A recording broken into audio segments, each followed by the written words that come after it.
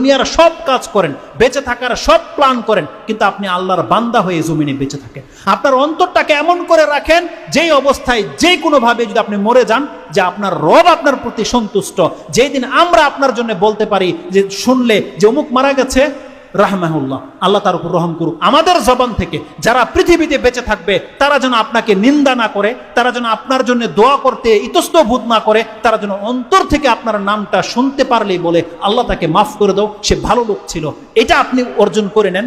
মৃত্যু তো আমাদের প্রত্যেকেরই আসবে। করোনায় না হয় অ্যাক্সিডেন্টে হবে, অ্যাক্সিডেন্টে না হয় আল্লাহর আযাবে হবে, আযাবে না হয় ভূমিকম্পে হবে, আগুনে হবে, ইহুদি নাসারাদের অত্যাচারে হবে।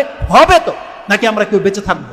আমরা কেউ বেঁচে থাকবো না। আল্লাহ বলছেন কুল্লু নাফসিন যায়কাতুল মউত, প্রত্যেকটা মানুষকে মরতে হবে। কিন্তু আল্লাহ বলছেন সুম্মা ইলাইনা তুরজাউন, তোমাদেরকে আমার কাছে ফিরিয়ে আনা হবে। অতএব কি অবস্থায় আমরা আল্লাহর কাছে ফিরে যেতে চাই, এটা হচ্ছে মূল পয়েন্ট। এটা হচ্ছে আমার মেসেজ। আমরা অলওয়েজ যেন নিজেকে মুসলমান করে রাখি, নিজের অন্তরটাকে যেন মুসলিম করে রাখি। এবার মৃত্যু কিভাবে আসে, আসতে দেন। কে আমাদেরকে মারবে, মারতে দেন। কোন কাফের আমাদেরকে মেরে দেবে, মেরে দিতে দেন। কিন্তু আমরা আল্লাহর বান্দা। যদি আমরা আল্লাহর বান্দা থাকি, আল্লাহ সুবহানাহু ওয়া তাআলা বলছেন তোর দুনিয়া ধ্বংস হবে না, বরং তোর পরকাল উত্তম হয়ে যাবে। এর বিনিময়ে আল্লাহ তাকে জান্নাত দিয়ে দিবেন। আল্লাহ সুবহানাহু ওয়া তাআলা যেন আমাদেরকে তৌফিক দান করে।